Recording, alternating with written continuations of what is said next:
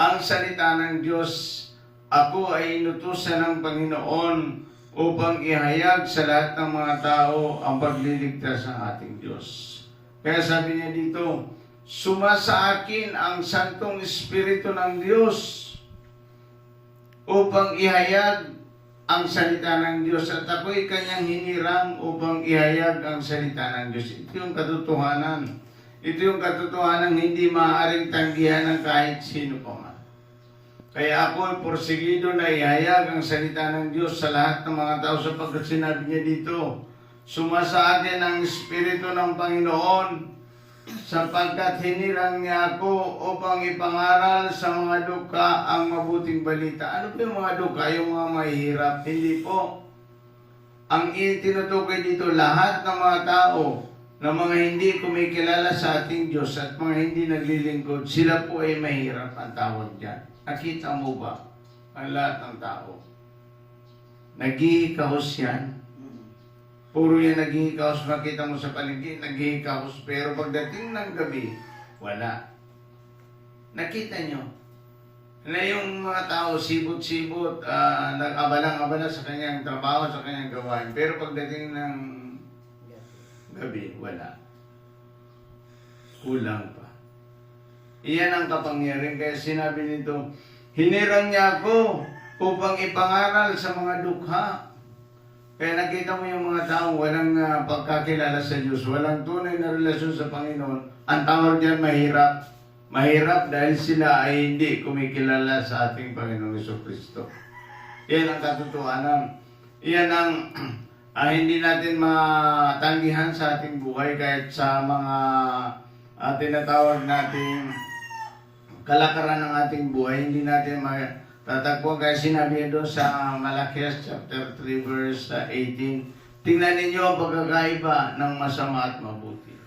Tingnan ninyo ang pagkakaiba ng mga taong hindi naglilingkod at mga hindi naglilingkod. Tingnan ninyo ang pagkakaiba sa pamumuhay ng mga anak ng Diyos at mga hindi anak ng Diyos. Tingnan mo ang pagkakaiba. Kaya sabi niya dito, sumasa akin ang Espiritu ng Diyos sapagkat tinirang niya ako upang ipangaral sa mga dukha ang mabuting balita. Sinugo niya ako upang ipahayag ang salita ng Diyos sa mga bulag na sila lalaya at sa mga bulag na makakita at bibigyan ko sila ng kalayaan ng lahat ng mga sinisikil. Yung mga taong pinahirapan ng kanyang kapwa ay upang sila ay makalaya. At ipahayag ang pagliligtas ng gagawin ng Panginoon. At ito na yun na ipinapangaral natin ang salita ng Diyos araw-araw.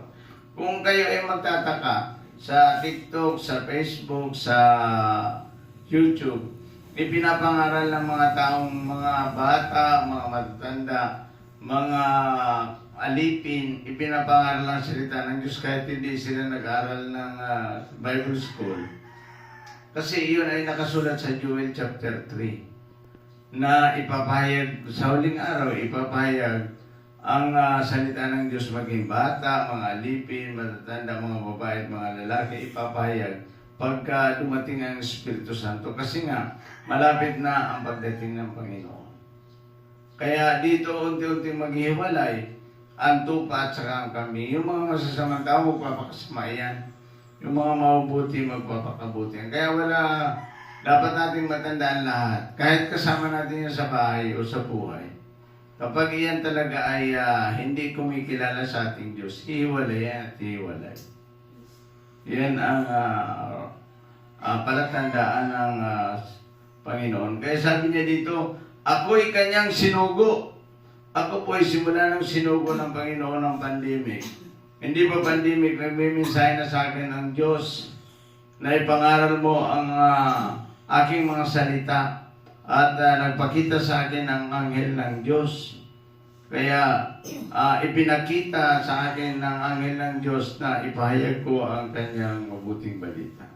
Ang mabuting balita po, si Kristo ay Diyos, nagkatawan tao, namatay sa krus upang tubusin ka sa kasalanan at muling nabuhay sa ikatlong araw upang bigyan ng buhay na walang hanggan ang mga sumasampalataya sa Kanya. Iyan po ang mabuting balita. Kaya pinapayag natin dito at ipahayag ang pagliligtas ng Panginoon. Ano ba yun? Yung pagkamatay ni Kristo sa krus, iyon ang pagpapahayag ng Diyos na ililigtas niya ang lahat ng tao. Kung sino man sasampalataya sa Kanya, bibigyan niya ito ng buhay na walang hanggan. Ulitin ko po, ako'y hinirang ng Diyos upang ipangaral ang Kanyang mga salita sa buong mundo. Kaya tandaan ninyo po lagi ito, ako po ay tinawag ng Diyos at hinirang ng Diyos upang ipangaral ang Kanyang mga salita sa buong mundo. Maraming salamat, Ama, sa iyong